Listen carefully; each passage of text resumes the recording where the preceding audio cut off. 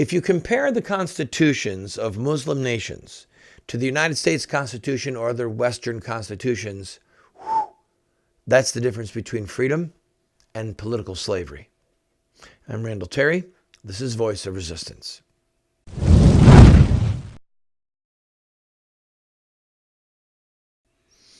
Welcome to the program, friend. It is I, your servant, Randall. We are in the middle of a 24-part series. We're showing you, the viewer, the entire, well, actually strike that. We're showing you the lion's share of our 20-part series called What Would Muhammad Do? A couple of the parts are so long they have to be broken up over 2 days.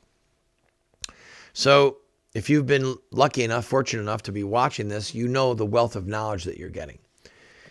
This is the fruit of a master's degree that I have in diplomacy and international terrorism, where the bulk of my research was in Islamic terrorism. I hope that you enjoyed this program. And today I want you to take special note of the differences between our Constitution and the constitutions of Muslim nations, because they're like night and day. Here's what Article 45 says. Family is the fundamental pillar of society and shall be protected by the state. The state shall adopt necessary measures to attain the physical and spiritual health of the family, especially of the child and mother, upbringing of children, as well as the elimination of related traditions contrary to the principles of the sacred religion of Islam. This is an outrage.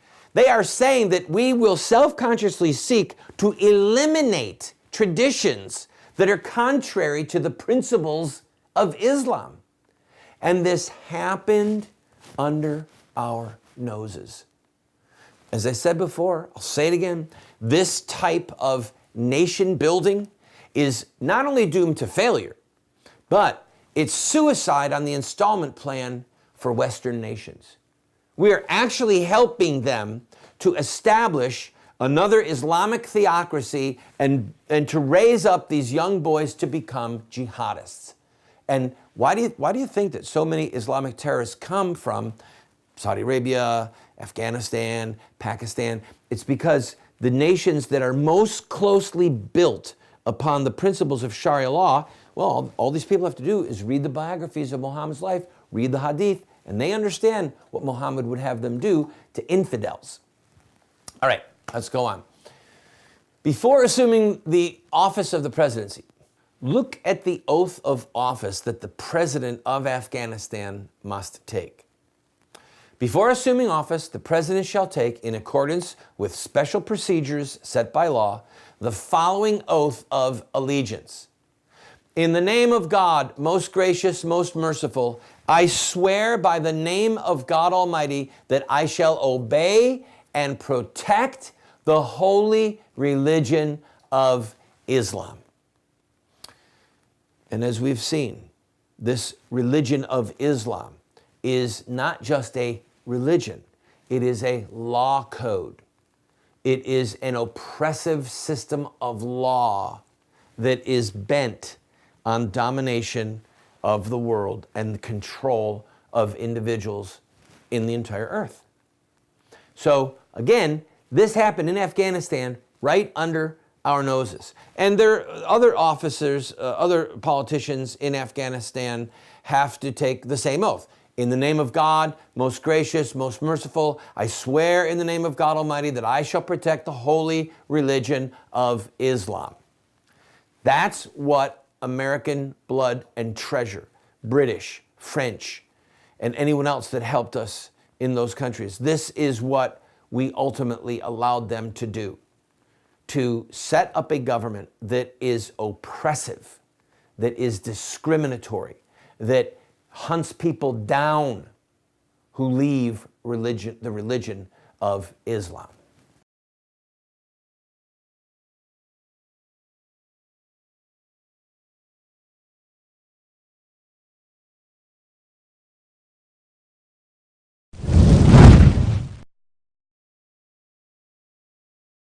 Today, many so-called Christian intellectuals believe that the God of evolution used billions of years of death and destruction to evolve the bodies of the first human beings. Then, they simply declare the theory of evolution as fact to justify their unproven scientific fallacies. By the grace of God, more and more Catholics are rejecting this modern-day mythology in favor of the traditional doctrine of creation as recorded by the Bible and believed and taught by all the fathers and doctors of the Church. To find out how sound theology and natural science confirm the sacred history of Genesis, visit the Colby Center for the Study of Creation, and be sure to check out our bookstore, which has titles like I Have Spoken to You from Heaven, A Catholic Defense of Creation in 6 Days, and A Catholic Assessment of Evolutionary Theory. That's the Colby Center for the Study of Creation.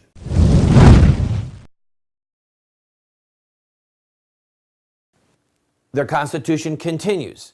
The principles of adherence to the tenets of the holy religion of Islam, as well as Islamic republicanism, shall not be amended. They literally cannot even change their constitution. It would take a civil war, literally would take the overthrow of the government in Afghanistan to change this oppressive constitution. Let's look at Bangladesh. The state religion of the republic is Islam, but the state shall ensure equal status and equal rights in the practice of the Hindu, Buddhist, Christian, and other religions. That is almost funny because Sharia law does not permit the equal treatment of those people. Listen to this one. Promotion of international peace, security, and solidarity. The state shall endeavor to consolidate, preserve, and strengthen fraternal relations among Muslim countries based on Islamic solidarity. Let's take a look at Libya. And hopefully you remember that the United States played a key role in the overthrow of Gaddafi, and large portions of the country are breeding grounds and training grounds for terrorists. The country is in a shambles in many areas. But here's what their constitution says. The source of legislation, Islam shall be the religion of the state, and Islamic Sharia shall be the source of legislation in accordance with the recognized sects and interpretations without being bound to any of its particular jurisprudential opinions in matters of interpretation. I'm not even sure what that means. Are you? But one thing we know for sure is that Islam is the religion of the state and Sharia law is the foundation for their legislation. This one, their right to education, again, this is almost comical. Educational curricula shall be based on the standards of quality in accordance with international standards and the teachings and values of the Islamic religion. Who wrote this? International standards would not have the teachings and the values of the Islamic religion. Now, maybe they mean international standards concerning math and science. One would presume that they do. But the very fact that they're saying that we are going to educate children from their youngest age to become Muslims and the value of the Islamic religion, it goes on to say, benefiting from human experiences, strengthening the concept of citizenship, social harmony, and peaceful coexistence, as well as teaching human rights and fundamental freedoms. I have to laugh, because if I don't, I'm going to cry. Do you see the absurdity of this? Social harmony? Peaceful coexistence? Sharia law forbids having crosses on the tops of churches. It forbids the public reading of the gospel. The laws of Islam are oppressive. They are, in many ways, they're the most oppressive laws that have cursed the face of the earth since the ancient Roman Empire. Okay? Let's continue. Here's the composition of the court in Libya. Those selected by the president and legislative shorty shall be experienced attorneys who hold as a minimum an advanced degree in the areas of law, political science, and Islamic Sharia. They have to govern according to Islamic Sharia law, and they have to have a degree saying that they really know Islamic Sharia law. The National Council for Human Rights, again, from Libya. The National Council for Human Rights shall strengthen, promote, and spread the culture of the values of human rights and public liberties provided for in Islamic Sharia and international conventions. This is absurd on its face. The value of human rights and public liberties provided for in Islamic Sharia, they almost don't exist. And the double insult here is that this reference to international conventions has to do with international treaties that are a part of the United Nations, basic human rights that are defined by the United Nations, which include the right to freedom of assembly, the right to practice religion, the right to communicate that religion, the right to leave that religion, the right to publicly criticize someone else's religion. All right? That's what basic human rights defined by UN or international conventions, as they say, that's what it's all about. Freedom of the press, freedom of speech. Those things do not exist under Islamic Sharia. So this is brazen in its deceit. Turkey is fairly interesting because after the defeat of the Ottoman Empire, they decided that they were going to have a completely secular constitution. Turkey, which was the seat of the Ottoman Empire, after World War I, it was carved up. Turkey decided, no, we're not going to say that we're based on Sharia law. But it is still one of the most oppressive nations in the world, and sadly, it's part of NATO. They have not been allowed into the European Union because of the oppression of their people, because of their laws. For example, look at this portion of their constitution. Suspension of the exercise of fundamental rights and freedoms. In times of war, mobilization, martial law, or a state of emergency, the exercise of fundamental rights and freedoms may be partially or entirely suspended, or measures derogating the principles embodied in the Constitution may be taken to the extent required by the exigencies of the situation, as long as obligations under international law are not violated. Again, I'm sorry for laughing, but it's absurd.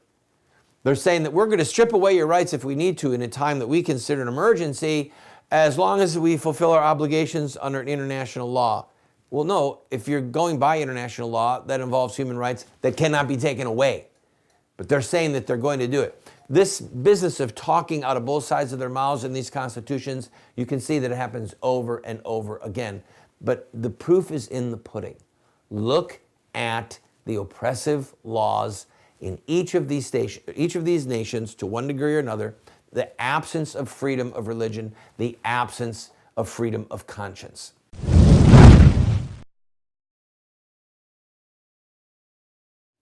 Have Muslim terrorists hijacked the peaceful religion of Islam? Or is there more to the story? The answer lies in the life of one man, Muhammad, the founder of Islam. Muslim terrorists see themselves inside a 1,400-year-old story, a narrative that focuses on specific events in the life of Muhammad. We are going to look at Muhammad's life using their most sacred literature. We will look at Muhammad at the Battle of Badr. We'll see him deal with those who mock him. We'll see the times when he used deception. We'll witness Muhammad's anti-Semitism. And yes, we will discuss Muhammad and his teachings concerning sex, slavery, and jihad. Friend, if you want to understand Islamic terrorism, get this series today.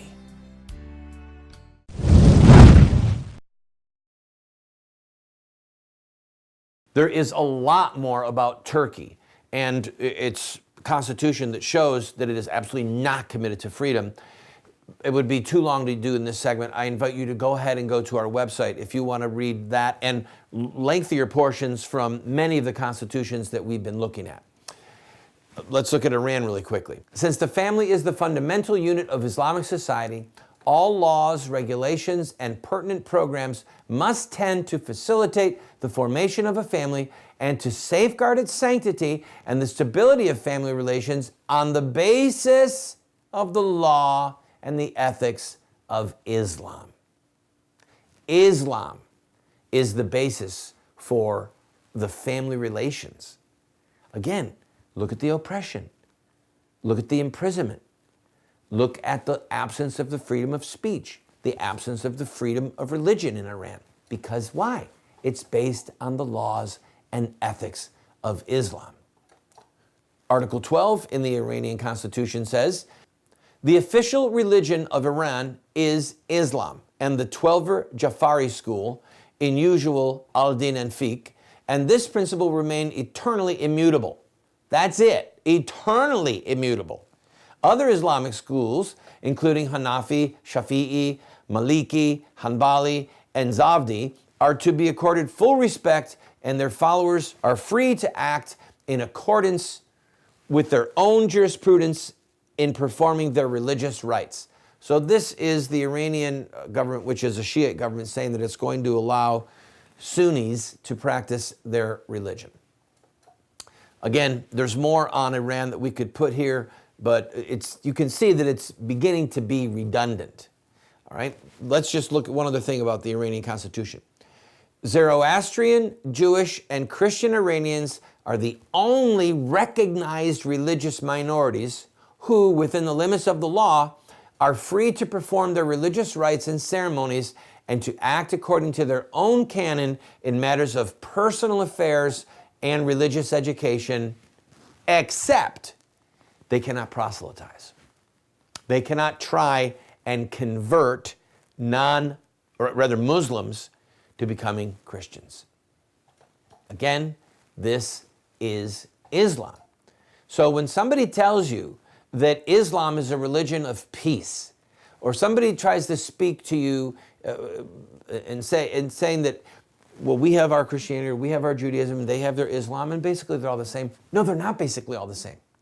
Islam is oppressive. It has been oppressive since the day it was born under Muhammad's leadership, and it will remain oppressive until the back is broken of Sharia law. And Sharia law and Islam are, you can't take them apart. So I wanted you to see what these various constitutions look like, just little snippets of them, so that you can do the math in your own head and see that these governments are oppressive because they are following the religion of Islam. Islam is a threat to human freedom. Islam is a threat to human liberty. Islam is a threat to Judaism and to Christianity, and it is committed to the enslavement or the elimination of all other religions, to wipe them off the face of the earth if it could, just as Muhammad did and his followers did in the early years when Islam spread all over the Middle East. For the sake of time, I'm going to end here, but I promise you, if you look at other nations like Yemen, like Algeria, they have the same words, the same types of oaths, the same commitment to Islam and Islamic Sharia law, and they have the same oppressive governments. So those of us in the West need to understand that Islam is committed to our enslavement. And to our friends who are watching in Europe right now that have very large minorities, Muslim minorities, but growing, large, growing minorities, you have to understand that ultimately their goal is to have Islamic Sharia law be the ruling law of France and of Germany and of Holland and of England, because that's what it means to be a Muslim. That is what Islam is. That is the duty of every follower of Muhammad, according to Muhammad's words. So if we are going to remain free in the West, and hopefully someday free the hundreds of millions of people that languish under Sharia law, we have to understand the threat that it is. And we need to see, as I've just shown you, and again, you can go to our website and you can see other long passages that I didn't read in other nations. We have to understand that these oppressive nations have wedded their constitutions with Islam. And that is why they are oppressive, because Islam and Islamic law and Sharia law, they are oppressive.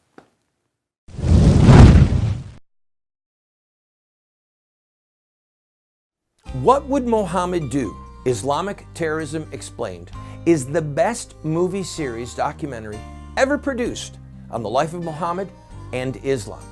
How do I know? Because it's what critics are saying. John Moore, radio host and author, said, "I learned more from What Would Mohammed Do about Islam and Islamic terrorism than I've learned from everything I ever read and watched in my entire life."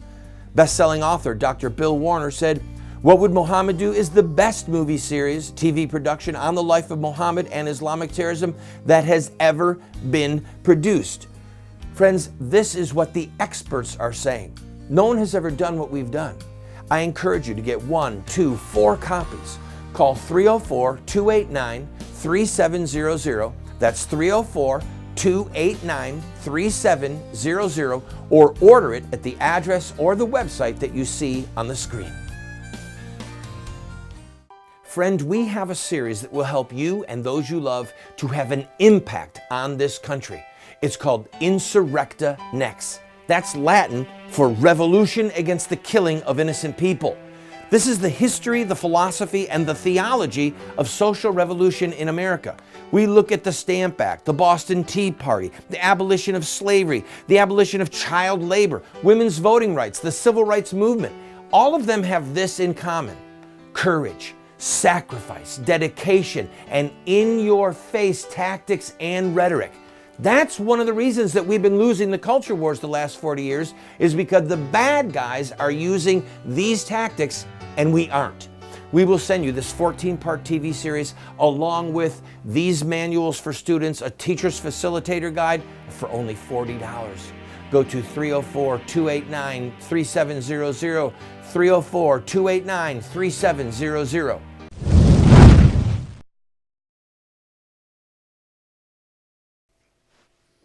Welcome back, friend.